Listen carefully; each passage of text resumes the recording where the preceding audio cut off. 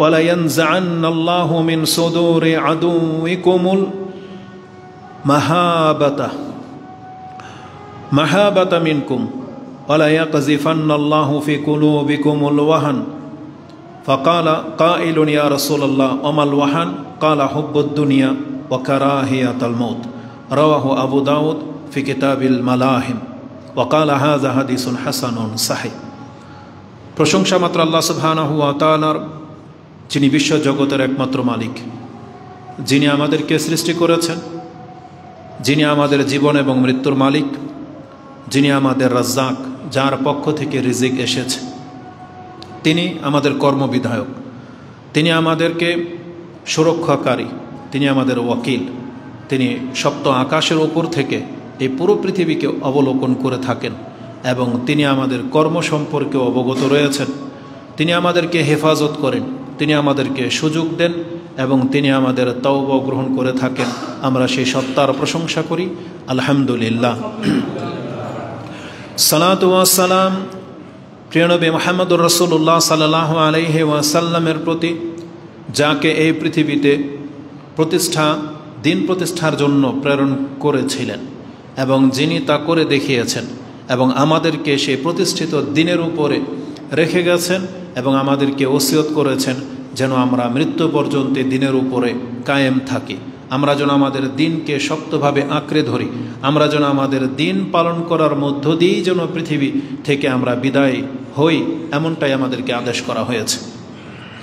এবং তিনি আমাদেরকে সব রকমের কল্যাণকর পথ বাতলে দিয়েছেন এবং আমাদের জন্য যেগুলো ক্ষতিকর, যেই ক্ষতির দিকগুলো আমরা সম্মুখীন হব, তিনি আমাদেরকে সেই সম্পর্কেও সতর্ক সাবধান করে গেছেন। পৃথিবীর শেষ প্রান্তে কি হতে যাচ্ছে আল্লাহ সুবহানাহু ওয়া তাআলা তার মাধ্যমে আমাদেরকে জানিয়েছেন। তা আমরা সে রাসূলের প্রতি সালাত এবং সালাম পাঠ করি, যাকে এই পৃথিবীতে শক্তিশালী শাসক করে প্রেরণ করা হয়েছিল, যাকে কাফেররা 1 মাস দূরত্বের পথ থেকে ভয় পেত। আমরা সেই নবীর প্রতি সালাত এবং সালাম পাঠ করি। আমরা বলি আল্লাহুম্মা সাল্লি ওয়া সাল্লিম ওয়া বারিক আলা নবিয়িকা মুহাম্মদ। এটা হচ্ছে রমজানের পর দ্বিতীয় খুতবা।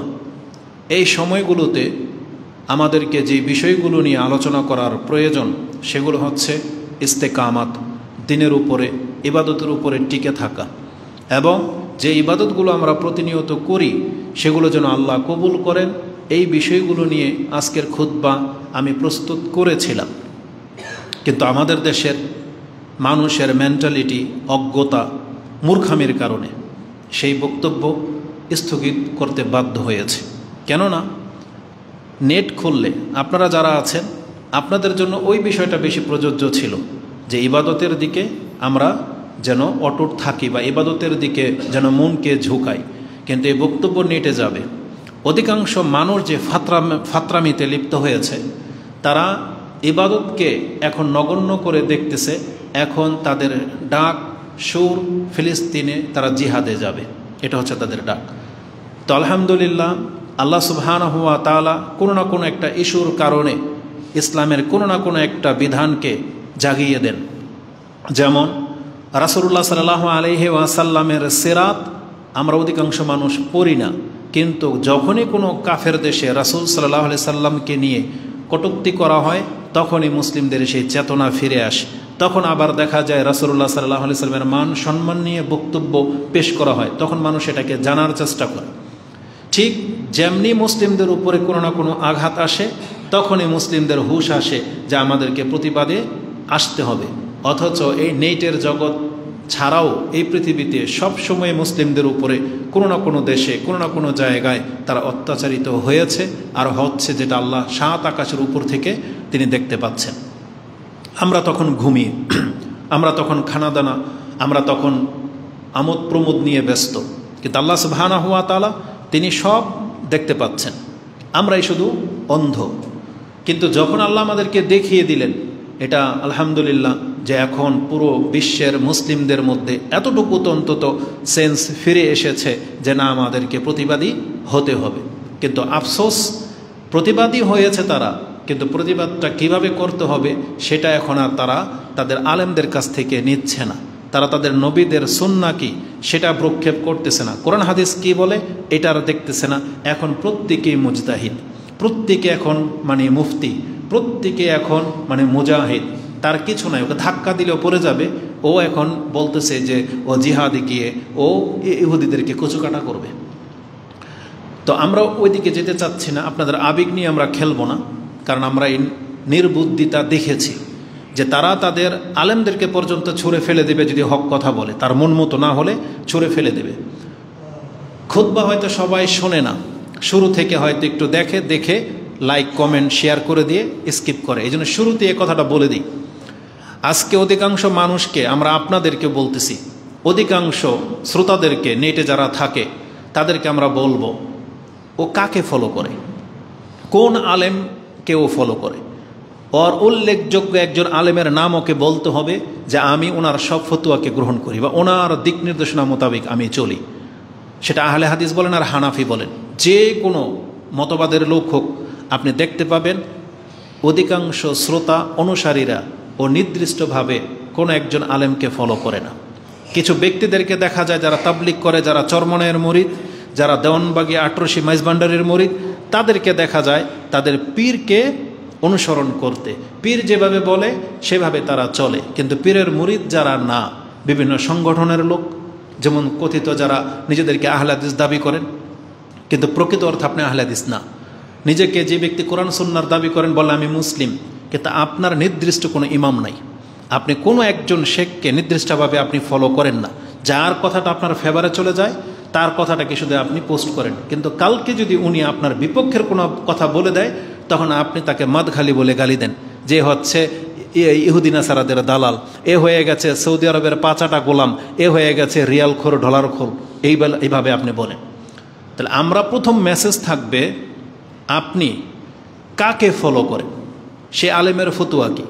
সৌদি আরবে তো আলহামদুলিল্লাহ তারা কোনো না কোনো প্রত্যেক বছরই এমন বিজ্ঞ কোনো না কোনো আলেম থাকে এক যুগে যার ফতুয়াটাকে কাউন্ট করা হয়। সব মসজিদে দেখবেন ওই অমুক শেখের ফতুয়াটা পেশ করা হয়, যে অমুকের ফতুয়া এটা, বিন বাজ এটা বলেছে, ইবনে ওসাইমিন এটা বলেছে, অমুক মক্কা মদিনার ইমাম এটা বলেছে। তাদের একটা নির্দিষ্ট একটা কেন্দ্র ব্যক্তি থাকে।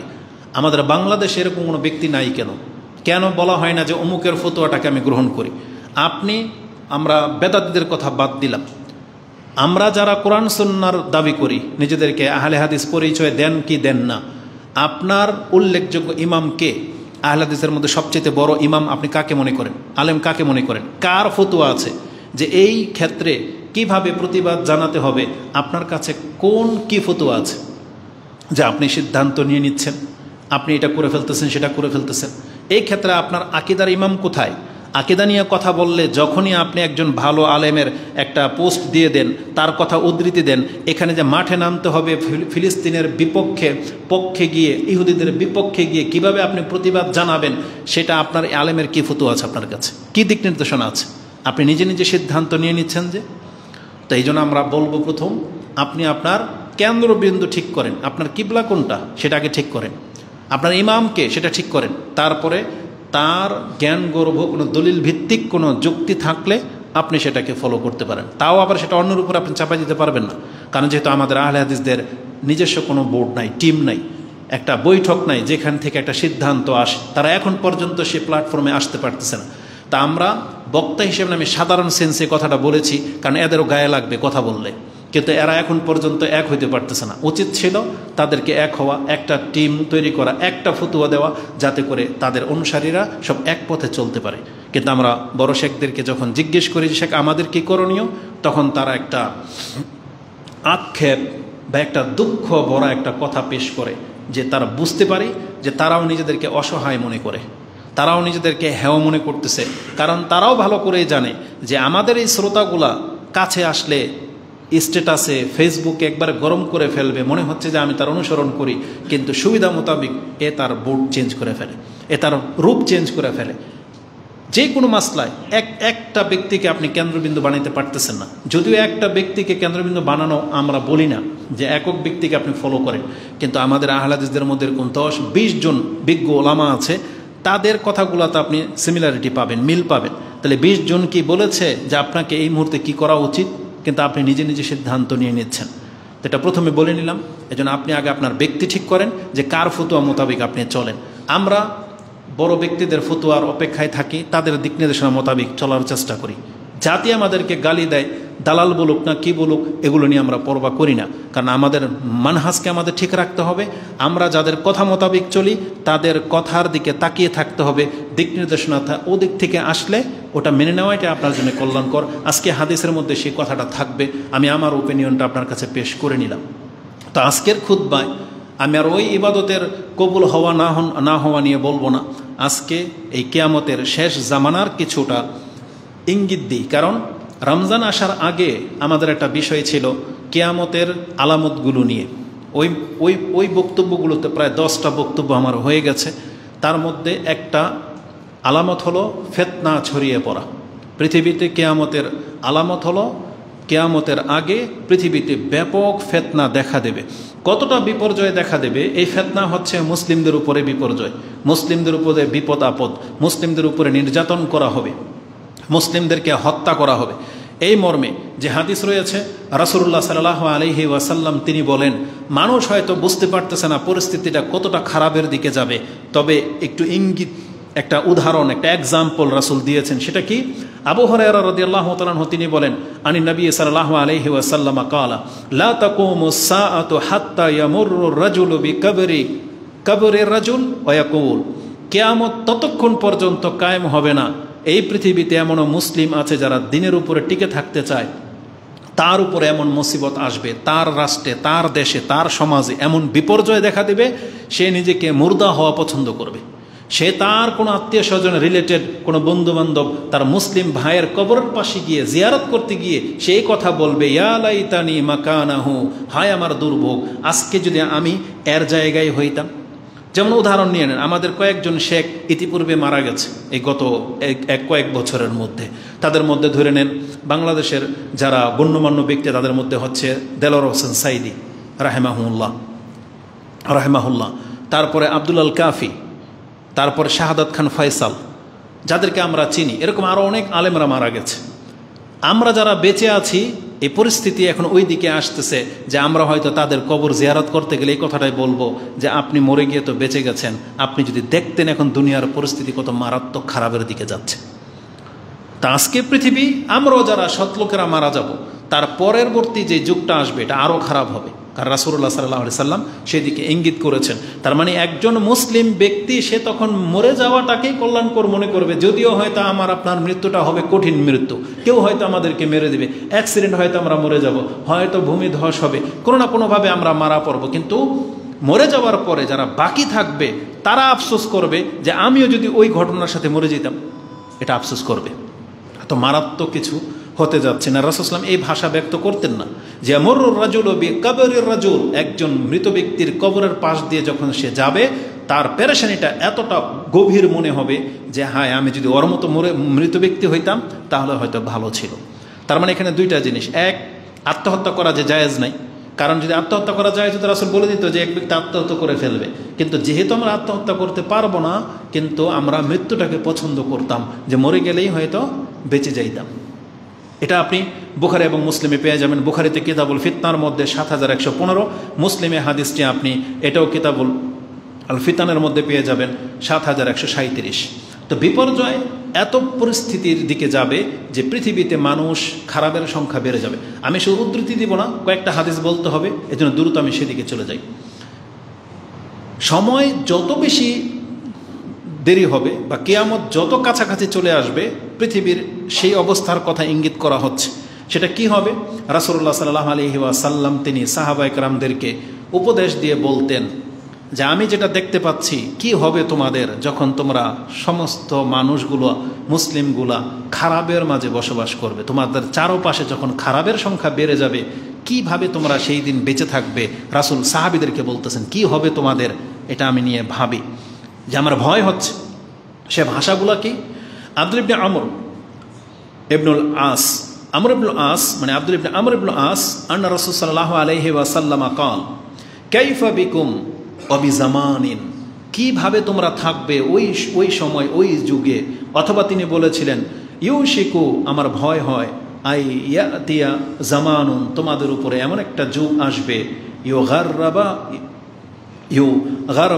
গারবালুন নাস ফিহি গারবালাতান, যেইভাবে ভালো এবং মন্দকে চালা হয়, ছাকা হয়। যেমন ধরেন আপনি আটা নিয়ে আসছেন, আটাতে কেরি থাকে, মানে ময়লা থাকে, পোকা থাকে, তখন আপনি এটা চালনি দিয়ে চালেন, আটাগুলো পড়ে যায়। চালনিতে কি থাকে? ময়লা বা কীটপতঙ্গ থাকে। আপনি বিল্ডিং বানাতে বালু চালে না, বালুটা নিচে পড়ে যায়, চালনিতে কি থাকে? ময়লা, এগুলো থেকে যায়। আমাদেরকে চালা হবে, বরং আল্লাহ সুবহানাহু ওয়া তাআলা ফিল্টারিং করবেন পুরো পৃথিবীকে। আল্লাহ সুবহানাহু ওয়া তাআলা ভালো মানুষগুলোকে পৃথিবী থেকে বিদায় করে দিবেন, আর পৃথিবীতে টিকে থাকবে কারা? খারাপ মানুষগুলো। রাসূলুল্লাহ সাল্লাল্লাহু আলাইহি সাল্লাম এই কথাটাই বলেছেন যে ভালো মানুষের মৃত্যু হতে থাকবে, একমাত্র খারাপরাই বাকি থাকবে। রাসূল বলেছেন এমন একটা যুগ আসবে ইউগারবালুন নাস, মানুষকে ছাকা হবে, চালা হবে, ফি গারবালাতান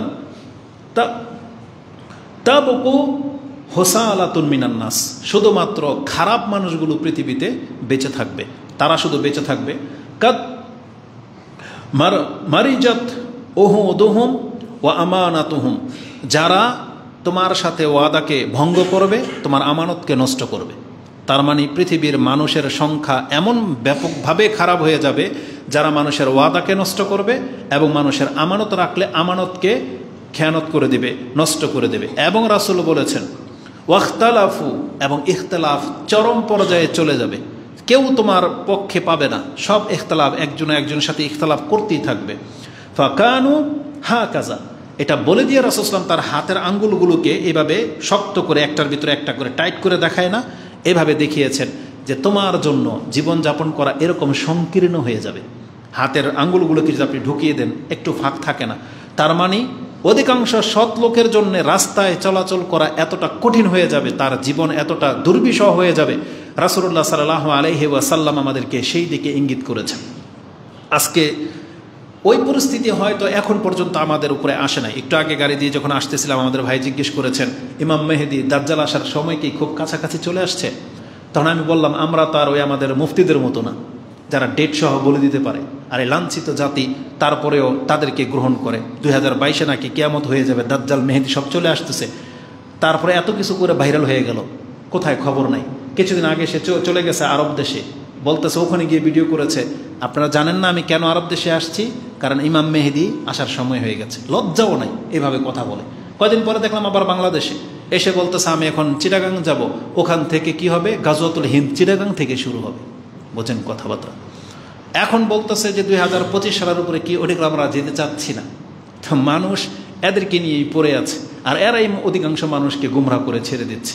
ইমাম মেহেদী কবে আসবে তারা ডেট সহ বলে দেয়, এবং বক্তব্যের টপিকস এগুলো খুব কাছাকাছি, শীঘ্রই চলে আসবে। আর এই কথা এভাবে কথা বললে তো সবারটাই সঠিক হবে। যদি বলেন না যে ইমাম মেহেদীর সময় খুব ঘনিয়ে চলে আসছে, এটা আপনি বলেন, আপনারটা ভুল হবে না, কারণ এটা বাস্তব। কারণ পৃথিবীর সময় তো শেষ হয়ে যাচ্ছে, কিন্তু সেই সময়টা কি করে, কত বড় দুঃসাহস না থাকলে এরকম কথা বলতে পারে যে অমুক তারিখে অমুক মা বা অমুক বছর? এগুলো ভণ্ডামি ছাড়া কিছু না। তো কথা হচ্ছে যে ইমাম মেহেদী যখন আসবে বা দাজ্জালের যে সময়টা হবে, আপনি অন্যান্য হাদিসগুলোর ভাষা কেন ভুলে যান? একটা জিনিসকে কেন শুধু ফোকাস করেন? বরং দাজ্জালের আগে কথা হয়েছে, একটা বর্ণনা হলো পূর্ব দিকে আগে সূর্য উঠবে, তারপরে দাজ্জালের ঘটনা। এগুলো তো সমন্বয় করা হয় নাই, এগুলো তো এইভাবে রেখে দেওয়া হয়েছে। সাহাবী বলতেছে যে রাসূলুল্লাহ সাল্লাল্লাহু আলাইহি ওয়াসাল্লাম যে আলামতগুলো বলছে, তার মধ্যে দাজ্জালের আগে কোনটা আগে এটা আমি জানি না, হয় আগে প্রাণী কথা বলবে অথবা পূর্ব দিক থেকে সূর্য উঠে যাবে। কেউ কেউ এটাকে আগে বলছে। তারপরে বলছে পৃথিবীর এমন সংকীর্ণ পর্যায়ে চলে যাবে যখন যেখানে সেখানে হত্যা। কিন্তু আজকে বাংলাদেশে হত্যা হয়, কিন্তু এই যে আপনি মসজিদের মধ্যে নামাজের জন্য উপস্থিত হয়ে গেছেন, সারা রাত ধরে তাহাজ্জুদ পড়তে পারবেন, সফর করতে পারবেন, কেউ বাধা দেবে আপনাকে?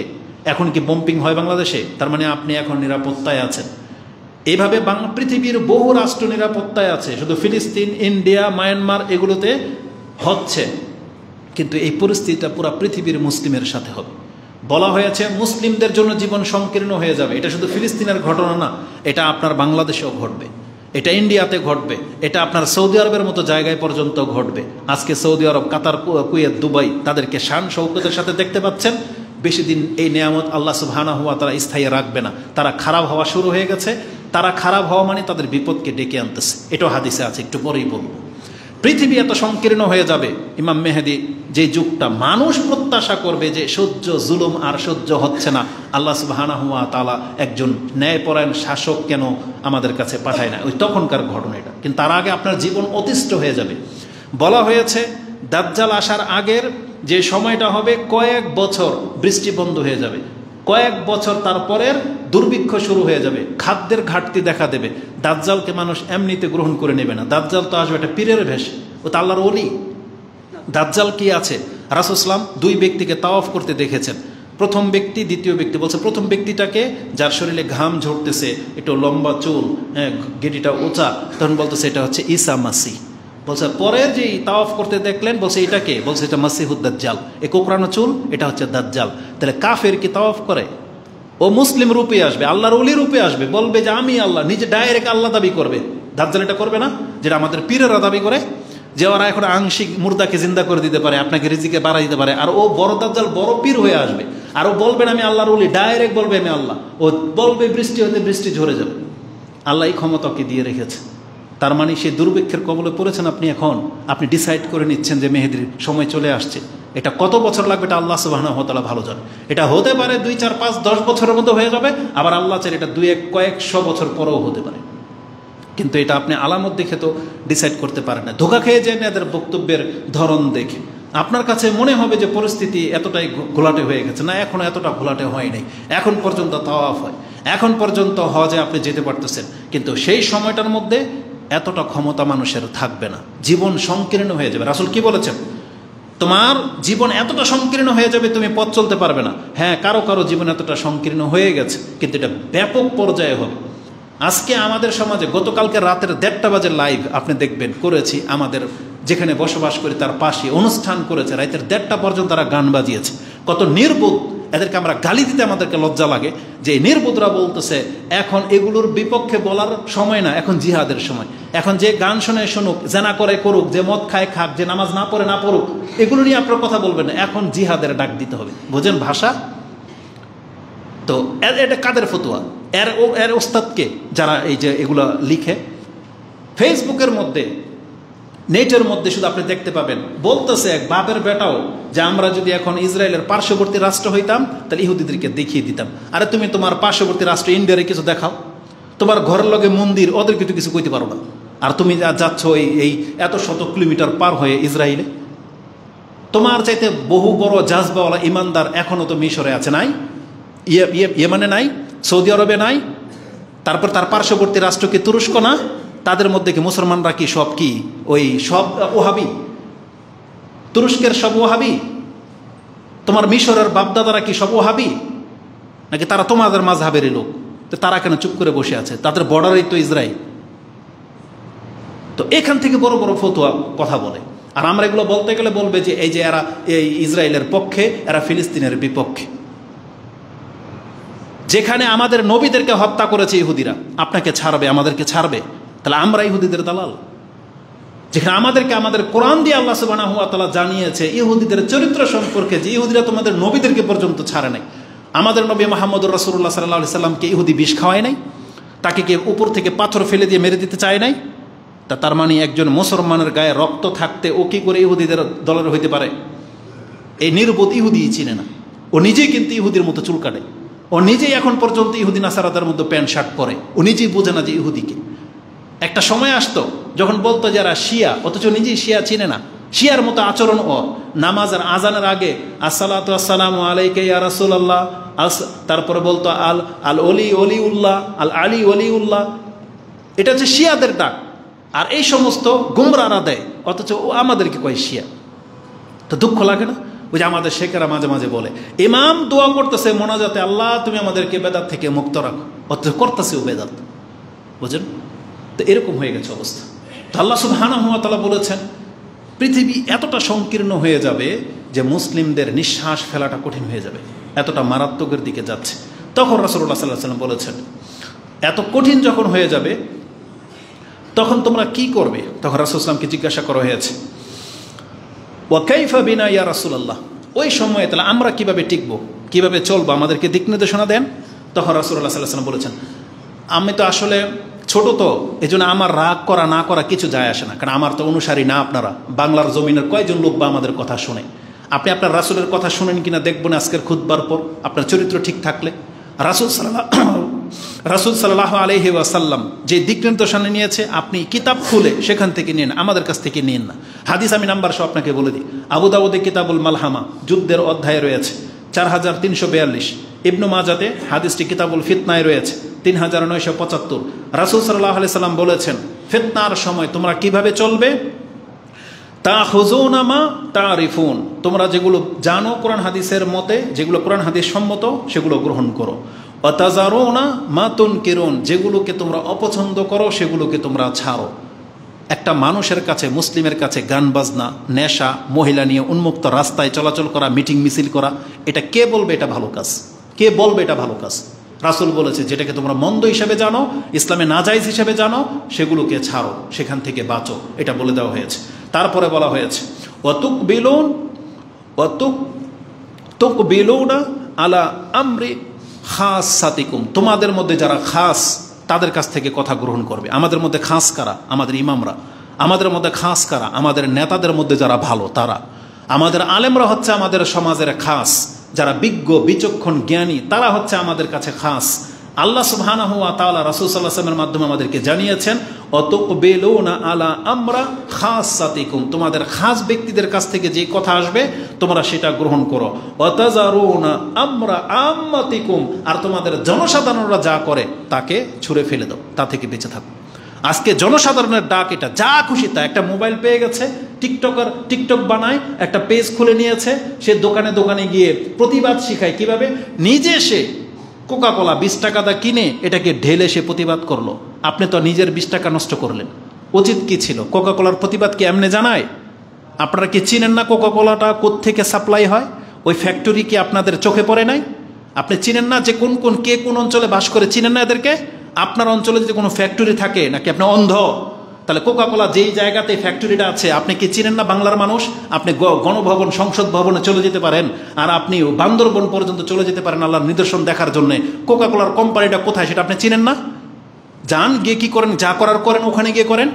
ওই মালিক কি নির্বোধ? ওই মালিক কি ইহুদি নাসারাদের দালাল? কোকাকোলার যেই ব্যক্তি কোম্পানি খুলেছে ও কি মুসলমানের বাচ্চা না? ও দেখে না পৃথিবীতে কি হচ্ছে? ওর যদি গায়ের মধ্যে মুসলিমের রক্ত থেকে থাকে, ও তো আপনাদের মাযহাবের লোক, তাহলে কোকাকোলা কোম্পানি বন্ধ কেন করে দেয় না? ওর ইমানের এটা জাগে না কেন যে আমার এই টাকার দরকার নাই? আমরা তো সৌদি আরবে প্রকাশ্য দেখেছি, ডেনমার্কে যখন রাসূল ইসলামকে ব্যঙ্গচিত্র অঙ্কন করলো, আমাদের ইসলামিক কালচারাল সেন্টারের দৃশ্য যেটা আমরা দেখেছি, এক সৌদি, সে ওই যে একটা জুস আছে যেটা সানটপ ডেনমার্কের ছিল, এনে জানতো না, বা হয়তো জানতো, ভালো একটা ব্র্যান্ড, সেজন্য খাওয়াইতো। তাদের দৃশ্য যদি দেখতেন আপনি, সাধারণ দোকানদারদের না, ইম্পোর্টার যিনি, তার পুরো স্টোরকে খালি করে ফেলে দিয়েছে, পুরো কন্টেনার ঢেলে দিয়েছে। ব্যস্তাম না আমি এটা না ইমান? আমরা তো এটা সচক্ষে দেখি, আপনাদের চোখে পড়ে না? তাহলে আপনার বাংলাদেশের মুসলিমরা যারা কোকাকোলার বিজনেস ডিলার, ওরা এটাকে বন্ধ কেন করে না? আর না পারলে আপনি দোকানদারকে কেন গিয়ে ওই ইম্পোর্টারকে ধরেন, সাপ্লাইদেরকে ধরেন। এটাকে প্রতিবাদ বলে? যা আপনি নিজের টাকা দিয়ে কিনে নিজের টাকায় নষ্ট করবেন, কেন এটা করবেন আপনি? আবার আরেকটা নির্বোধ, কি বলবো এদেরকে, কোকাকোলার প্রতিবাদ জানাইতে গিয়া সে ওই যে দেশীয় পণ্য যেটা, ওটার প্রমোট করতেছে, যে ওই যে আকিস কোম্পানির, বীরের কোম্পানির কি ওই যে মৌজু, তারপরে ফ্রেশ কোম্পানির যেটা আছে ফ্রেশ কোলা, এটার বদলে এটা খান। খাইতে হবে কেন? বয়কট করেন এগুলোকে। কারণ এরাও তো ইসলামের অনেক সময় নাজায়েজ কাজে লিপ্ত হয়, এরাও তো প্রমোট করে, গান বাজনার টাকা দেয়, নায়ক নায়িকাদেরকে তো এরা, প্লেয়ারদেরকে তো এরা চালায়। তাহলে শুধু খালি ইহুদি নাসারায় দোষ করলে দোষ, আপনার দোষ করলে দোষ না? যারা ইসলামের খেলাফ যাবে তাদেরটাই তো বয়কট করা উচিত ছিল। তার মানে বলবেন তাহলে আমরা খাবো কি? দুঃখ লাগে কি জানেন, যখনই কোনো কাফেরদের কোনো আচরণে বয়কটের ডাক আসে, যে প্রোডাক্টের ছবিগুলো দেওয়া হয়, আশ্চর্য লাগে। তাহলে আমরা মুসলিমরা ফ্রি ফায়ার, পাবজি, ক্রিকেট খেলা ছাড়া আর জীবনে করলাম বা কি? এগুলো সব যদি ইহুদি নাসারাদের প্রোডাক্ট হয়, তাহলে আমাদের মুসলমানরা কি করে? আপনি কি করবেন বলেন? আপনার জীবন মাথা থেকে পা পর্যন্ত যা ব্যবহার করেন আর যার খান, সবই ইহুদি নাসারাদের বানানো, সবই। তাহলে এটাকে যখন প্রতিবাদের আসে তখন কেন মাথায় আসে তার বিকল্প কেন আমাদের মুসলিম রাষ্ট্রগুলোতে কোনো ব্যবস্থা নেয় না? কেন তারা শুধু খালি ইহুদি নাসারাদের উপরে ওই এই রং তামসার মধ্যে লিপ্ত? ওরা কেন এগুলো করে, আপনারা কেন করতে পারেন না? তাহলে আমরা বললে বলবে যে এরা সুবিধাবাদী, এরা এখন ওই যে জিহাদে যেতে চায় না, আমরা নাকি জিহাদের কথা বলি না, অথচ এরা সব কিন্তু এগুলোর মধ্যে লিপ্ত। এদের বক্তব্য ঘাটেন দেখতে পাবেন, এরাই তো কোকাকোলা খায়, এরাই তো এটাকে প্রমোট করবে। কয়েকদিন আগে তো এদের বক্তাই বলেছে কিনলে কিনবেন পানি, কোকাকোলা কোম্পানি ভালো ব্র্যান্ডের পানি, এরাই তো বক্তব্য দিয়েছে। আল্লাহ এদেরকে হেদায়েত করুক। তো আল্লাহ সুবহানাহু ওয়া তাআলা আমাদেরকে যে দিক নির্দেশনা দিয়েছে, রাসূল বলেছেন কি, ওয়াতাজারুনা আমরা আম্মাতিকুম, জনসাধারণ যা করে তা থেকে বেঁচে থাকো। আজকে কোরআন সুন্নাহর অনুসারী হয়ে আপনি ওদের সংখ্যা দেখে ধোঁকা খেয়ে গেলেন, মানহাজ ভুলে গেলেন, যা একটা তাই ফতুয়ার একটা ডাক চলে আসছে, কে কার পক্ষ থেকে ডাকলো, একটা ক্রিকেটার ডাকলেও আপনাকে ধর্ম পালন করেন, তার পেছনে পেছনে আপনি হেমিলিনার বাসুলার মতো রাস্তায় নেমে যান। কিছু হলেই রাস্তা, গার্মেন্টসের কোনো সমস্যা, রাস্তা বন্ধ, গাড়িওয়ালার সমস্যা, রাস্তা বন্ধ, একটা কেউ অ্যাক্সিডেন্ট হয়ে মরলো, তাও রাস্তা বন্ধ, কেউ অ্যাক্সিডেন্ট করে মারলো, তাও রাস্তা বন্ধ, রাজনীতির প্রেক্ষাপট, রাস্তা বন্ধ, কিছু হলেই রাস্তা বন্ধ, গাড়ি ভাঙচুর বা এই সেই। আপনি নিজেও তো ভুক্তভোগী। আপনার নিজের মা বোন যখন গাড়িতে থাকে, অ্যাম্বুলেন্সে থাকে, রাস্তা বন্ধ, তখন আপনি বোঝেন যেগুলো ঠিক জায়েজ নেই, হুজুররা ঠিকই কয় যেগুলো জায়েজ নেই। কিন্তু একদিন দুই দিনের জন্য আপনি করেন, যেটা আপনাদের হুজুরদের ফতুয়া এটা, কিন্তু এতে কার কি উপকার হলো এটা হচ্ছে দেখার বিষয়। এর চাইতে বড় ব্যাপার যেগুলো সেগুলো করতে হবে। আমাদের উপদেশ তো কেউ নেয় না। আমাদের দেশের রাষ্ট্র নায়ককে আপনি স্থায়ীভাবে গ্রহণ করেন।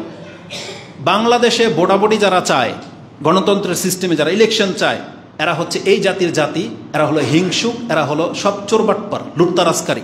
মানে ওরা খাচ্ছে আমরা খাইতে পারতেছি না, যেন আমাদের দল ক্ষমতায় আসতে হবে, এটা হচ্ছে তাদের টেন্ডেন্সি। দ্বিতীয়ত হচ্ছে বাংলাদেশে একটা ইলেকশন আসা মানে 50 বছরের জন্য বাংলাদেশকে পিছিয়ে ফেলে দেওয়া। এটা তো আমি কেন, সবাই জানেন। একটা ইলেকশন হওয়া মানে, একটা সরকারকে পরিবর্তন করে দেওয়া মানে 50 বছরের নিচে আপনি ফেলে দিলেন একটা রাষ্ট্রকে। কারণ ইলেকশনের মধ্যে কত মারামারি, কত কাটাকাটি, কত টাকা নষ্ট হয়, কত জালিয়াতি হয়, কত কি সমস্যা হয়, এগুলো সবাই জানে। তাহলে মুসলমানদের যাদের ডাকে লাখো মানুষ রাস্তায় নেমে যায়, তারা এখন ডাক দিয়ে বাংলাদেশটাকে একজন আলেমের হাতে কেন নিয়ে আসতে পারতেছে না? তারা ডাকলে তো পুরো রাস্তা ব্লক হয়ে যায় না, তারা বলে আগুন জ্বালিয়ে দিবে। তাহলে তারা রাষ্ট্রটাকে একজন ভালো আলেমের কাছে একবার স্থায়ীভাবে গেঁথে কেন দেয় না? কেন ডিক্লেয়ার হচ্ছে না যে বাংলাদেশে আর কোনো গণতন্ত্র চলবে না, ইলেকশন নাই? আমাদের দেশের যারা মাথা, যারা ভালো বোঝে, তারা রাষ্ট্র চালাবে এককভাবে, জনসাধারণ এটাই মেনে নেবে। কিন্তু করেন না কেন? এটা ফাঁসাই দিয়ে কেন বসে আছেন? যাকে এতদিন ঘুষখোর বলতেন, এখন তার মতন হিরু নাকি নাই? এটাই তো আমাদের চরিত্র। তারপরে আমরা যেই বসুক, আপনারাও বসে যান, সেটা জামাত ইসলাম হোক বা ওই খেলাফতের মজলিসের কেউ হোক, একটা মুসলমানও তার খিলাফ যাবে না। যে কেউ, একটা চরমপন্থীও যদি বসে যায়, রাষ্ট্রে নায়ক হয়ে যায়, কোরআন সুন্নাহওয়ালাদের কারো কোনো প্রতিবাদ থাকবে না। কারণ আমাদেরকে শিক্ষা দেওয়া হয়েছে রাষ্ট্রনায়কের আনুগত্য করা ফরজ, তার ভালোটা গ্রহণ করতে হবে, তার মন্দর ক্ষেত্রে তার উপদেশ দিতে হবে, তাকে ছুঁড়ে ফেলে দিতে বলা হয়নি। তাহলে আজকে বাংলাদেশে এটা একটা মানে ইসলামীকরণ করে, আলহামদুলিল্লাহ, এটা ইসলামের একদম হুবহু কাছাকাছি তাকে ক্ষমতায় বসিয়ে দেওয়া হয়েছে। এখন তাকে টিকিয়ে থাকার জন্য চেষ্টা করেন, কিন্তু আরেক দল লেগে আছে, না একে সরাইতে হবে, কাজ করতে দেন, ওনাকে সাথে হয়ে ওনাকে শক্তিশালী করেন। এগুলো তো আমাদের কাছ থেকে উপদেশ নেবে না। আমাদের ডিফেন্সকে বলেন, আমাদের যুবকদেরকে স্কুলের মধ্যে এই অস্ত্রের ট্রেনিং নেওয়া শিখান, আমাদেরকে অস্ত্র কেনার অনুমতি দিয়ে দেন, বা আমাদের কাছ থেকে অস্ত্র নিয়ে আপনারা ডিফেন্স শক্তিশালী হন। যেখানে যে কোনো সময় আল্লাহ বলেছেন মুসলিমদের শত্রু হচ্ছে, প্রকাশ্য শত্রু হচ্ছে ইহুদি এবং যারা শিরিক করে আল্লাহর সাথে। ইহুদিরা পশ্চিম দিকে আছে, আর পূর্ব দিকে মুসলিমদের শত্রু কারা? হিন্দুরা। এই হিন্দুত্ববাদ যারা মুসলিমদের মসজিদগুলোকে ভেঙে দিচ্ছে, আপনি পার্শ্ববর্তী রাষ্ট্র হয়ে কিছুই করতে পারলেন না, আর আপনি এত দূরের ব্যাপারে আপনি নাক গলান, যেটা কিছুই করতে পারবেন না আপনি, হামতাম দেখানো ছাড়া। কে কি করে, কে কি পোস্ট করে, এটা আমরা তো দেখি। আমাদের আর এটা ছাড়া আর কিছু বলার নাই। তা আল্লাহ সুবহানাহু ওয়া তাআলা আমাদেরকে হেফাজতের মালিক। রাসূলুল্লাহ সাল্লাল্লাহু আলাইহি ওয়াসাল্লাম বলেছেন, জনসাধারণ যা করে জ্ঞানীদের উচিত তা থেকে তুমি মুখ ফিরিয়ে রাখো। জনসাধারণের সাথে তুমি ভেসে গেলে চলবে না, তাই বিপদ যত কঠিন হোক না কেন। এই হাদিস আবু দাউদ এবং ইবনে মাজাতে রয়েছে। রাসূলুল্লাহ সাল্লাল্লাহু আলাইহি ওয়াসাল্লাম আমাদেরকে বলেছেন, এই হাদিসটা বুখারীতেও আছে, যেটা আপনি 480-তে পাবেন। ইঙ্গিত আছে সামান্য, যে পৃথিবীতে যে খারাপ মানুষের সংখ্যা বেড়ে যাবে, অতটুকু কথা শুধু ইঙ্গিত আছে, 480 নম্বরে পেয়ে যাবে। এই পৃথিবীর রাষ্ট্রের অবস্থা কি হবে এটাকে আপনাকে বলে দিই, বরং আপনি জেনে নেন। এই খারাপ শুধু বাংলাদেশে না, এই খারাপই আরব দেশে চলে যাবে। পৃথিবীর প্রত্যেকটা মুসলিম রাষ্ট্রের মধ্যে খারাপের সংখ্যা বেড়ে যাবে। রাসূলুল্লাহ সাল্লাল্লাহু আলাইহি ওয়াসাল্লাম একদিন ঘুমিয়েছিলেন। জাইনাব বিনতে জাহাশ, রাসূল সাল্লাল্লাহু আলাইহি ওয়াসাল্লামের এক স্ত্রী, উম্মাহাতুল মুমিনিন, তিনি বলতেছেন, আন্না নবী সাল্লাল্লাহু আলাইহি ওয়াসাল্লাম ইস্তাইকাজা মিনান নাওম, ইস্তাইকাজা মিনান নওম, রাসূলুল্লাহ হঠাৎ করে একদিন ঘুম থেকে জেগে মানে আতঙ্কিত হয়ে জেগে তিনি বলতেছেন ও হুয়া ইয়াকুল, তিনি বললেন লা ইলাহা ইল্লাল্লাহ, লা ইলাহা ইল্লাল্লাহ, লা ইলাহা ইল্লাল্লাহ ওয়াইলুল লিল আরাব মিন শাররিন কাদ ইত্তারাব।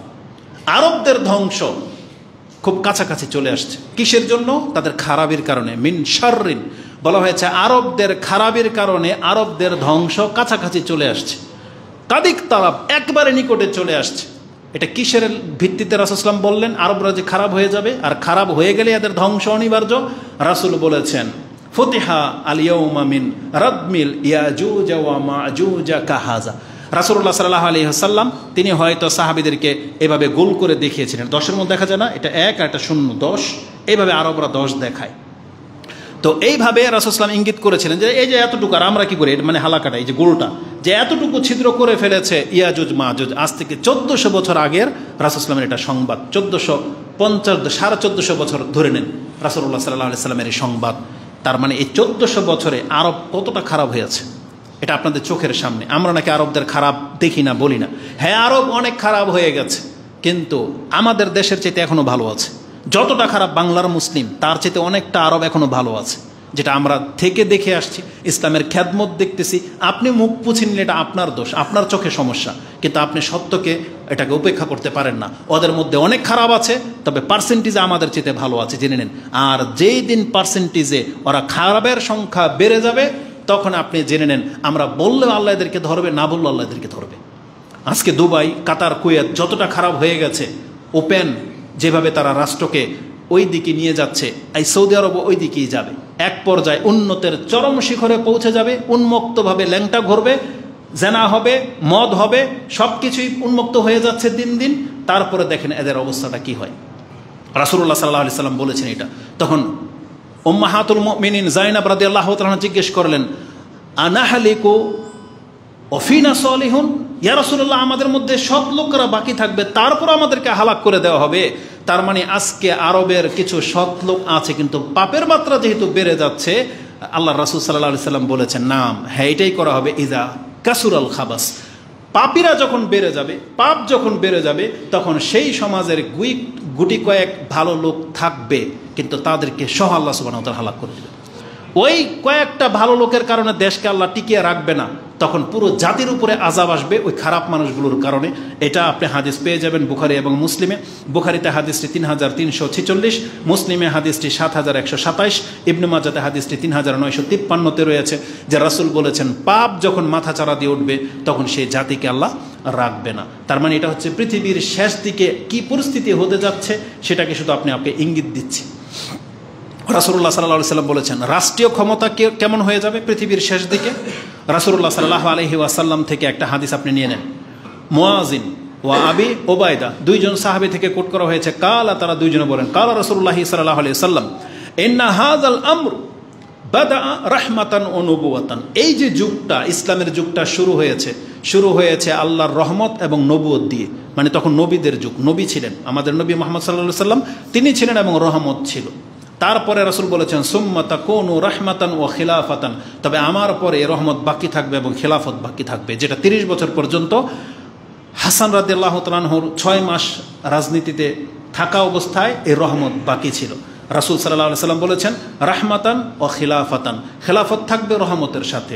তারপরে পৃথিবীর অবস্থা কি কোথায় চলে যাবে? সুম্মা কাইনান মুলকান আদুদান, তখন এই দুনিয়া চলে যাবে মালিকদের হাতে, তখন বাদশাহিত্ব শুরু হবে, রাজতন্ত্র শুরু হবে, এবং তারা হবে জালেম। এই জুলমের শুরু, এই খারাপের শুরু মানে রাজতন্ত্রের মাধ্যমে এই পৃথিবীতে মানে শাসন ব্যবস্থা কায়েম হবে, পুঁজিবাদী কায়েম হবে। তারপর থেকেই এই অত্যাচারগুলো শুরু হবে। সুম্মা কাইনান উতুওয়ান ওয়া জাবরিয়াতান, তারপরে শুরু হবে এই যে মালিকদের পরে শুরু হবে এই যে ক্ষমতা, দেখেন গণতন্ত্র শুরু হয়ে গেছে, লড়াই, মানে কে কার থেকে ক্ষমতা ছিনিয়ে নেবে, এদের যুগ শুরু হবে। তারা হবে উতুওয়ান, মানে তারা হবে সীমালঙ্ঘনকারী, ও জাব্বারিন মানে জাবরাতান জাবরিয়াতান বলা হয়েছে, মানে একেবারে একজন আরেকজনকে নাস্তানাবুদ করে দিবে। মানে স্বৈরাচারের দেখেছেন কি, এটা তো আপনারা সবাই জানেন, কারা ক্ষমতায় বসলে কি করে, এটার যুগ শুরু হবে। তারপর রাসূলুল্লাহ সাল্লাল্লাহু আলাইহি ওয়াসাল্লাম বলেছেন ওয়া ফাসাদান ফিল আরদ, আর এই জমিনে শুধু ফাসাদ ব্যাপক হবে, প্রত্যেকটা রাষ্ট্রের একই চিত্র হয়ে যাবে, যেটা রাসূলুল্লাহ সাল্লাল্লাহু আলাইহি ওয়াসাল্লাম বলেছেন। ইয়াস্তাহিল্লুনাল হারির, ফাসাদটা কি, তারা হারির রেশমকে হালাল করে নেবে।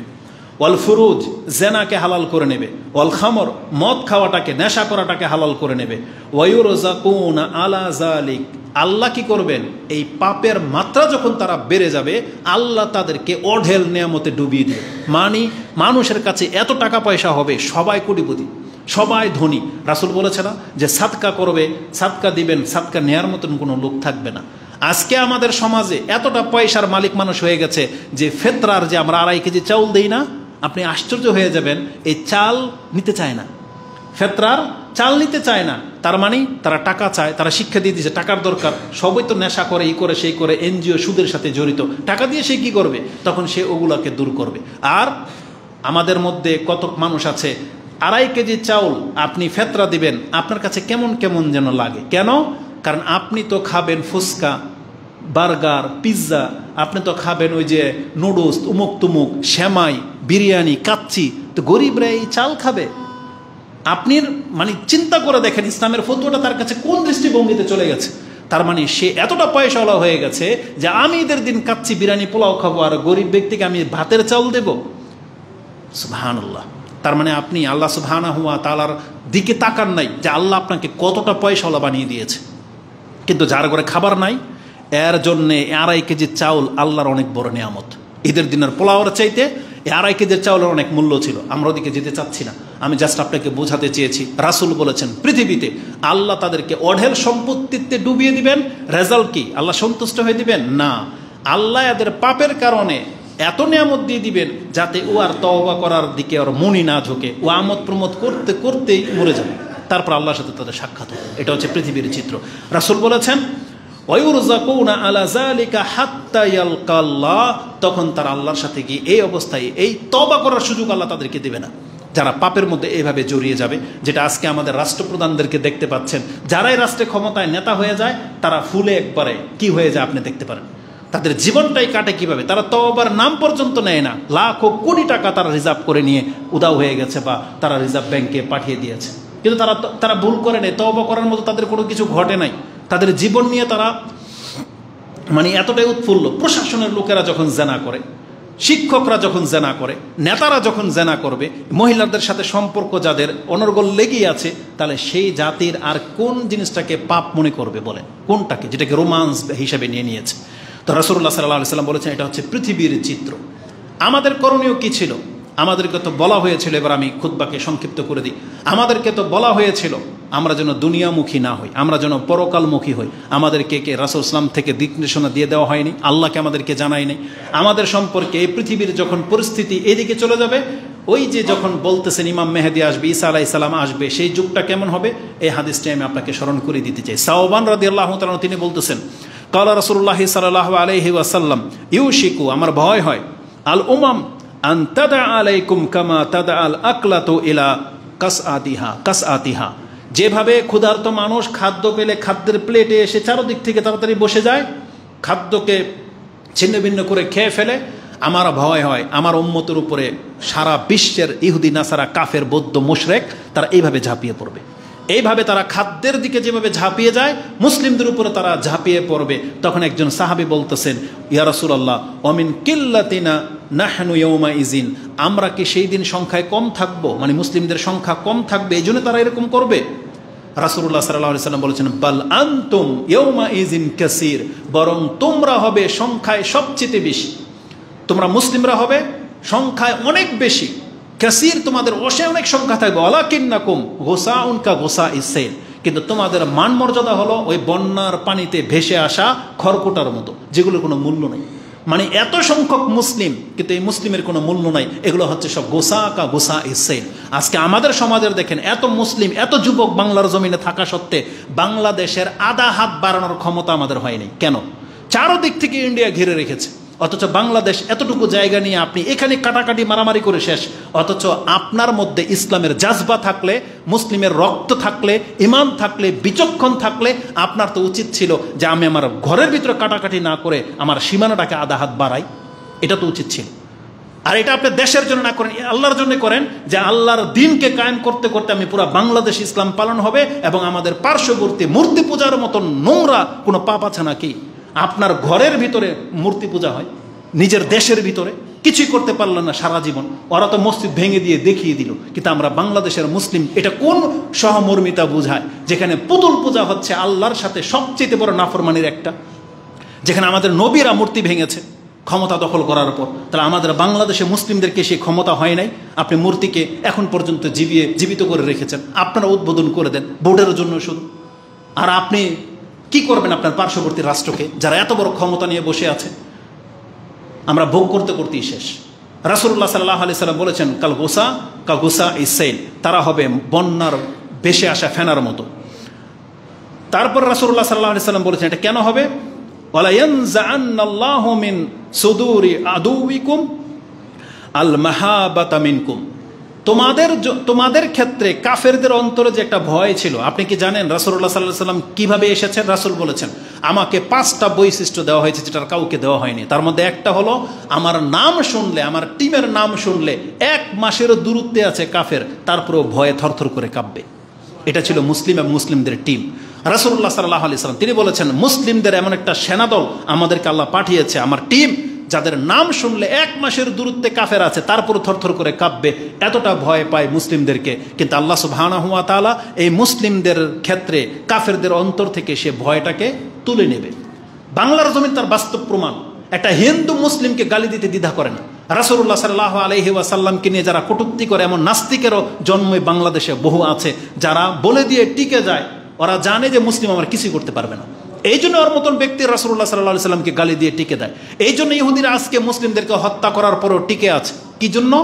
কারণ আল্লাহ ওদের অন্তর থেকে আমাদের ক্ষেত্রে যে ভয়, আজকে ইসরায়েল যদি সেই ভয়টা পাইতো যে আমি যদি একটা মুসলিমের গায়ে টোকা দিই তার মানে আমার অস্তিত্ব পর্যন্ত শেষ করে দিবে, এই ভয়টা যদি থাকতো, ও কি কোনোদিন করতো এই কাজটা? কোনোদিন করতো না। আমাদের কোন শাসকের একটা ঘটনা শুনেছিলাম, কোন একটা খ্রিস্টান এরিয়াতে একজন সাহাবীর কবর ছিল, নামটা আমি ভুলে গেছিলাম, খুঁজলাম কালকে রাত্রে পেলাম না। কবর ছিল, ওখান থেকে ঘোষণা দিয়েছে যে তোমার এই লাশকে আমরা তুলে ফেলে দিব। মানে এই সাহাবীর লাশ অথবা তাবির লাশ, কার লাশ ছিল? ওই খ্রিস্টান বলতেছে আমরা এখান থেকে কিন্তু এর লাশকে অপমান করব। মুসলিম শাসক কি বলেছে জানেন? তো তাদের একটা খ্রিস্টানকে রাখবো না। আমাদের দেশের বা কিছু বলেছে যে একটা খ্রিস্টানকে আমি রাখবো না, একবারে সব কুচকাটা করে ফেলবো একটা লাশের কারণে। একটা মুসলিমের লাশকে যদি অপমান করবি তো তোর পুরো জাতি পর্যন্ত শেষ করে ফেলবো। এটা না ছিল আমাদের শাসক মুসলিমরা? আজকে মুসলিমদের মসজিদকে ভেঙে ফেলা হচ্ছে, আপনি নাচ গান নিয়ে ব্যস্ত, আবার আপনি বলতেছেন যে আমাদের এটা খেলাফ কিছুই করি না আমরা। এটা কেন হয়েছে? আজকে একটা মসজিদের বিকল্প যদি 100টা মন্দির পড়ে যেত, তার মানে একটা মসজিদ আর কেউ গায়ে হাত দেওয়ার ক্ষমতা ওরা রাখতো না। কিন্তু আজকে কেন এমনটা হয়েছে? আল্লাহ ওদের অন্তর থেকে আমাদের ভয় তুলে দিয়েছেন। আমাদের অন্তরের ভিতরে কি করেছে? ওয়ালিয়াকযিফান্নাল্লাহু ফি কুলুবিকুমুল ওয়াহান, আর আল্লাহ তোমাদের অন্তরের ভিতরে দুর্বলতা, ওয়াহান ঢুকিয়ে দিয়েছে।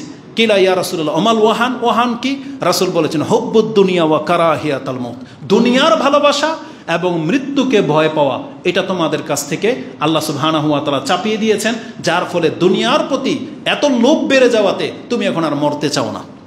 তুমি ভোগ বিলাসিতায় লিপ্ত হয়ে গেছো, এখন আপনি আপনার প্রতিবাদ করতে যান না। কেন? রাস্তায় প্রতিবাদ করলে আপনার এখন ভয়, আমার সাথে এরকম করা হবে, আমার সাথে এটা করবে, সেটা করবে, আমাকে একঘরে করে দেবে, মেরে দেবে। এটাই হচ্ছে এই ভয় আজকে আমাদেরকে প্রতিবাদ করা থেকে দূরে ঠেলে দিয়েছে। আর যখন আমরা প্রত্যেকে প্রতিবাদ করা থেকে দূরে সরে গেছি, তখন আমাদের চোখের সামনে সবার সাথে মূর্খামিগুলো করা হচ্ছে, সবার সাথে।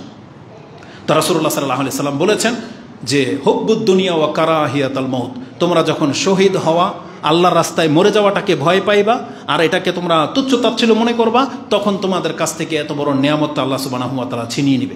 আমরা তো সবাই মরবো, ফিলিস্তিনরা মরতেছে না? একবার বলেছিলাম যে ফিলিস্তিন ইহুদিদের ট্যাঙ্কের সামনে ওই গুলাইল নিয়ে দাঁড়ায়, এটা কি ওর অস্ত্র? এটা কেন হলো? ও তো মরবে। এটা কি বলেছে আল্লাহ সুবহানাহু ওয়া তাআলা? এতগুলো পুরুষ ফিলিস্তিনের মধ্যে বসবাস করে, তাহলে ওরা যদি হামাস আর কতগুলো নাম বলা হচ্ছে ওদের কাছে অস্ত্র দেখা যায়, তাহলে ওই ফিলিস্তিনি যুবকদের হাতে কেন ওদের অস্ত্র দেয় না, ওদেরকে কেন ট্রেনিং দেয় না, ওদেরকে সাথে কেন নামে না, বা ওরা কেন এই হামাসের দলের অন্তর্ভুক্ত হচ্ছে না? এখান থেকে যে বসে বসে চিল্লান কেন করা হচ্ছে? এটা বাস্তব প্রেক্ষাপট হচ্ছে আমাদের দেশের। আমরা কেন বাতিল দলগুলোর সাথে যাই না কেন? কারণ দলাদলি রেশারে সেটা খুব মারাত্মক জিনিস। হক আর বাতিল খুব মারাত্মক জিনিস। যেই ব্যক্তি বলে যে এই সময় নামাজের কথা বলার সময় না, এই ক্ষেত্রে জেনা চুরিদারি এগুলো নিয়ে কথা বলার সময় না, এক মহিলা, দুইজন মহিলা ভার্সিটির ঢাকার মধ্যে ওন্না ছাড়া বলতেছে যে আমরা মুসলিম শুধু না মানবতার জন্য রাস্তায় নামি, এই হুজুররা কি করে, আরবরা কি করে, তার মানে এটা মুসলিম না। ও বলতেছে এটা মুসলিমের বিষয় না, এটা মানবতার বিষয়। ও কি নাজাত পাবে এভাবে? এটা বলেছে আল্লাহ সুবহানাহু ওয়া তাআলা। এদেরকে দিয়ে আল্লাহ মুসলিমের খেদমত করবে? হ্যাঁ করবে। এই যে আজকে আমাদের এক ভাই হয়তো একটা স্ট্যাটাস দিয়ে দিয়েছে, ওর ব্যবসা পর্যন্ত নিয়ে টানাটানি লেগে গেছে। আল্লাহ ওকে হেফাজত করুন, আমিন। কথা হচ্ছে যে রাসূল কি বলেছেন, বুখারীর একটা হাদিস আমি আপনাকে বলে দিই। এক ব্যক্তি শহীদ হয়ে যাচ্ছে, রক্ত মানে তার পুরো গায়ে ক্ষতবিক্ষত হয়ে গেছে, সে অনেক কাফেরকে কেটেছে। রাসূল বলেছেন ফিন্নার, এই লোকটা জাহান্নামে যাবে।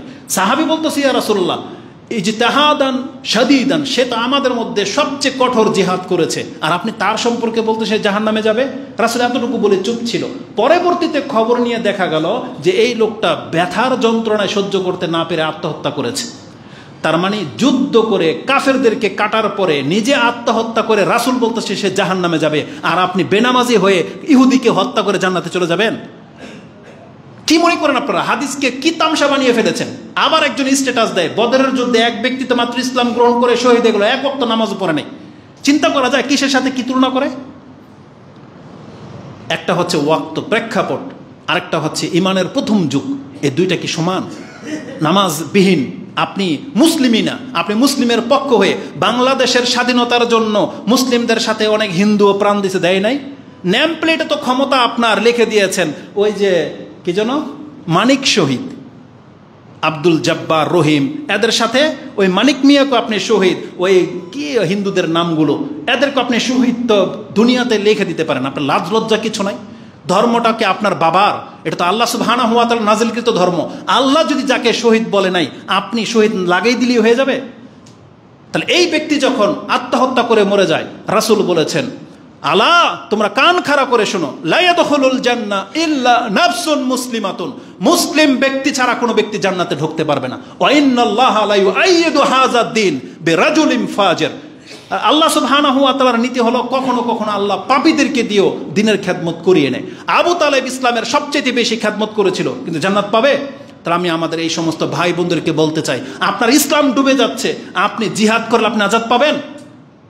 আপনাকে নাজাতের জন্য কাজ করতে হবে, জিহাদ তো করতে হবে। আলহামদুলিল্লাহ যে আপনাদের জাজবা আমাদের চাইতে বেশি দেখতে পাচ্ছি, আল্লাহ আমাদেরকে মাফ করুন, আপনাদের হিম্মতকে আরো বাড়িয়ে দিন, বলেন আমিন। কিন্তু তার আগে কি করতে হবে? আপনি মুসলিম হন। আমরাও তো চাই আপনি শহীদ হন, আমরাও তো চাই আপনি ইসলামের জন্য কিছু করেন, কিন্তু মুসলিম রূপে করেন। এটা আমাদের মেসেজ থাকবে, মুসলিম রূপে করেন। আপনি নাস্তিক সেজে বলতেছেন যে আপনি যেটা করবেন সেটা করবেন, পর্দা করা লাগে নাকি? সুবহানাল্লাহ। মানুষকে হিতাহিত জ্ঞান নিয়ে কাজ করা উচিত। সবচাইতে মুখ্য হচ্ছে নাজাত। আমরা আপনাদের সাথে মিশি না কেন? নাজাতের জন্য। কারণ আমরা দেখতে পাচ্ছি আপনাদের সাথে মিশে গেলে আমরা নাজাত পাবো না। দুনিয়াতে হয়তো কি করে ফেলবেন, এক ঘরে করে ফেলবেন, বয়কট করবেন, গালাগালি করবেন, ইহুদির দালাল বলবেন, মেরে ফেলবেন, এটাই করতে পারবেন, কিন্তু পরকাল ছেড়ে দিতে পারবেন? আমরা আমাদের জ্ঞানের ভিত্তিতে চলি, আপনাদের মতো এই এদের মতো আমরা ভেসে যেতে চাই না। আমরা আমাদের আলেমদের ফতোয়াকে ফলো করেন, দেখেন তারা কোনো দিক নির্দেশনা দেয় কিনা। যেই সে একটা রাস্তার মধ্যে ডেকে দিল আর তার পেছনে পেছনে গিয়ে আপনি দোকান পোশাক ভেঙে ফেলবেন, আপনি বলতেছেন আপনি জিহাদ করেন। ইসলামটাকে সস্তা কিছু? আল্লাহ তো বলেছে যে জানে আর যারা জানে না তারা কোনদিন সমান হতে পারে।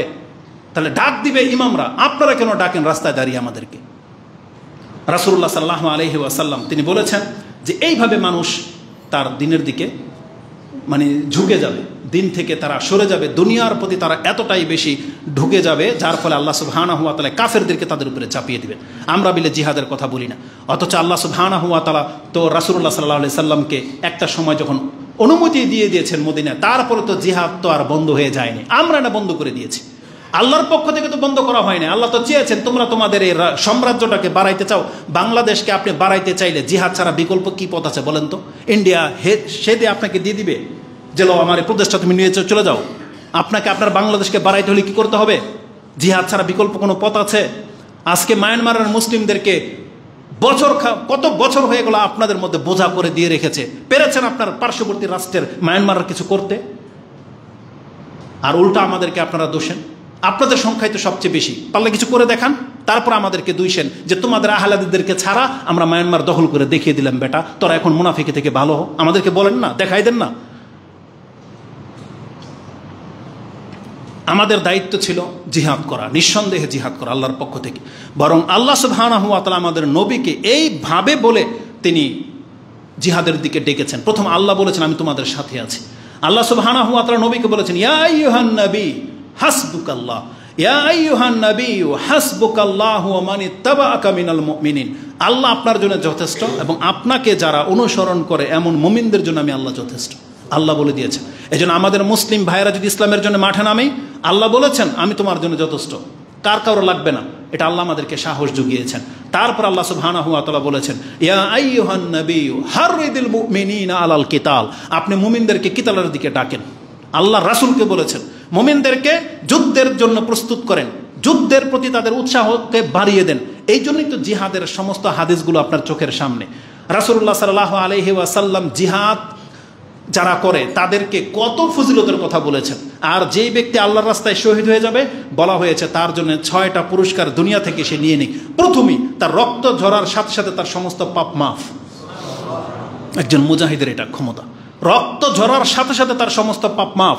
বলা হয়েছে পৃথিবীর সবাই মরবে কিন্তু শহীদদের চাইতে সহজ মৃত্যু কারো হয় না। পিঁপড়ার একটা কামড়, একটা খোঁচার মতো বাস আঘাত লাগে, এতটাই তার মৃত্যু হয়ে যাবে, এটা আল্লাহ সুবহানাহু ওয়া তাআলা আমাদেরকে জানিয়েছেন। শহীদ ব্যক্তিদেরকে বলা হয়েছে তারা তাদের বংশের 70 জন ব্যক্তির ব্যাপারে সুপারিশ করার ক্ষমতা তাদেরকে দেওয়া হবে। মরলেই তাদের আত্মাটাকে জান্নাতের পাখির মধ্যে দিয়ে দেওয়া হয়, তারা জান্নাতের ভিতরে প্রবেশ করতে পারে এবং পুরো জান্নাতকে তারা ঘুরে বেড়ায়। তাদের সাথে 70 জন হুরের সাথে 72 জনের সাথে বিয়ে করার অনুমতি আল্লাহ দিয়ে দিবেন জান্নাতে। এইভাবে 6টা বলা হয়েছে একজন শহীদ ব্যক্তির জন্য আল্লাহ প্রস্তুত করে রেখেছেন। একজন শহীদ ছাড়া জান্নাত থেকে পৃথিবীতে আর কেউ আসতে চাইবে না। কেন? কারণ আল্লাহ তাকে এতটা সম্মান দেবে, সে শুধু বারবার পৃথিবীতে এসে আল্লাহর জন্য শহীদ হয়ে যেতে চাইবে। আমরা যেগুলো জানি বলি, কিন্তু কাদেরকে বলবো? ওই যে বলেছি আপনাদেরকে বললে আপনারা আমাদেরকে মাঠে নামিয়ে দিয়ে মানে দূরে চলে যাবেন। যেখানে একটা প্রতিবাদ করার মতো লোক থাকে না, তাহলে সেখানে আমরা আবার কিভাবে আপনাদেরকে নিয়ে মাঠে নামবো? তা আমাদের ভাষা আপনাদেরকে বুঝতে হবে। আল্লাহ সুবহানাহু ওয়া তাআলার কাছে দোয়া করি, আল্লাহর কাছে যে আমরা আল্লাহ তোমার কাছে আশ্রয় চাচ্ছি কাপুরুষতা থেকে, আমরা হীন হওয়া থেকে, অন্যের গোলামি করা থেকে এবং আল্লাহ শত্রু থেকে আমরা তোমার কাছে আশ্রয় চাচ্ছি। তুমি তাদের ব্যাপারে আমাদের ওলি হয়ে যাও, আমাদের অভিভাবক হয়ে যাও। আকুলু লিকাউলি হাযা আস্তাগফিরুল্লাহ লি ওয়া লাকুম ওয়া লিসাইরিল মুসলিমিন ফাস্তাগফিরু ইন্নাহু হুয়াল গাফুরুর রাহিম।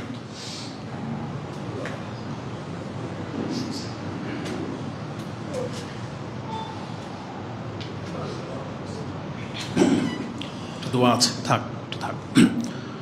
আলহামদুলিল্লাহি রাব্বিল আলামিন, আসসালাতু ওয়াসসালামু আলা আশরাফিল আম্বিয়া ওয়াল মুরসালিন নবিয়িনা মুহাম্মাদিন ওয়া আলা আলিহি ওয়া সাহবিহি আজমাইন ওয়া বাদ। আল্লাহ সুবহানাহু ওয়া তাআলা আমাদেরকে জানিয়েছেন মুসলিমদেরকে ভয় পাওয়ার কোনো কিছু নাই। মুসলিমদেরকে শক্তিশালী, মুসলিম ছিল, শক্তিশালী আছে, শুধু সাহসটাকে এখন প্রকাশ করার শুধু সময়, যেটা ইহুদি নাসারারা দেখতে চাচ্ছে।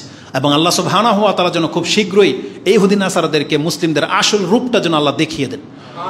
আমিন। আল্লাহ সুবহানাহু ওয়া তাআলা আমাদেরকে সাহস যুগিয়ে আল্লাহ বলতেছেন ফাইয়াকুম মিনকুম মিয়াতুন সাবিরাতুন ইয়াগলিবু মিয়াতাইন। আল্লাহ বলেছেন তোমাদের উপরে দায়িত্ব ছিল তোমরা 10 জন 100 জনের বিরুদ্ধে তোমাদেরকে জিহাদ করতে হতো। আরেক বর্ণনা আসছে পরের এই আয়াতের প্রথম অংশে, তোমরা যদি 200 জন হও তাহলে 2000-এর বিরুদ্ধে তোমাদেরকে লড়াই করা আল্লাহ ফরজ করেছিলেন। আল্লাহ বলছে আল আন খাফফাফা আনকুম, এখন আমি তোমাদেরকে হালকা করে দিলাম। তোমরা যদি 100 জন মুসলিম ধৈর্য ধারণকারী হও তাহলে তোমাদের বিপক্ষে যদি 200 জন কাফের দাঁড়িয়ে যায় তোমাদের উপরে জিহাদ করা ফরজ। তোমরা যদি 100 জন হও ধৈর্য ধারণকারী, তা তোমাদের বিপক্ষের লোক কয়জন? ডাবল। আল্লাহ বলেছেন ডাবল হলেও ভয় পাইবে না, তোমাদেরকে জিহাদ করতে হবে। অথচ আজকে মুসলিমদের সংখ্যা কিন্তু কাফেরদের চাইতে কম না। আমরা তাদের ডাবলকে পরাজিত করার ক্ষমতা রাখি, কিন্তু তারপর আমরা চুপচাপ বসে আছি। না আল্লাহ সুবহানাহু ওয়া তাআলা বলেছেন যে ইয়াকুন মিনকুম মিয়াতুন সাবিরাতুন ইয়াগলিবু মিয়াতাইন, তোমরা 100 জন হইলে 200 জনকে পরাজিত করতে পারবা। ওয়া ইয়াকুম মিনকুম আলফুন, তোমরা যদি 1000 জন হও ইয়াগলিবু আলফাইনে, তোমরা 2000কে পরাজিত করার মতন ক্ষমতা তোমাদের মধ্যে রয়েছে, যেটা আল্লাহ সুবহানাহু ওয়া তাআলা সূরা মাইদার মধ্যে উল্লেখ করেছেন। সূরা আনফাল 8 নম্বর সূরার 66 নম্বর আয়াতে আপনি এটা পেয়ে যাবেন। অতএব আমাদেরকে হীনবল হওয়ার কোনো হীনমন্যতা হওয়ার কোনো কারণ নাই। অবশ্যই মুসলিমরা একটা কাফেরের ডাবল, আপনি জেনে নেন। একজন কাফেরের এগেনস্টে 2 জন কাফেরকে হারাতে পারে একজন মুসলিম। শুধু মুসলিমদেরকে একটু জাগতে হবে। আল্লাহ সুবহানাহু ওয়া তাআলা আমাদের গুপ্ত ইমানটাকে প্রকাশ করার তৌফিক দান করুন, আমাদের জাজবাটাকে আল্লাহ সুবহানাহু ওয়া তাআলা এটাকে আরও শক্তিশালী করুন, এবং যে আগুন তারা জ্বালিয়ে দিয়েছে এটা যেন নিভে না যায়, এটা সমাধান না হওয়া পর্যন্ত মুসলিম যেন আর ঘরে না ফিরে আসে। এটা আমাদেরকে আল্লাহর কাছে দোয়া করতে হবে।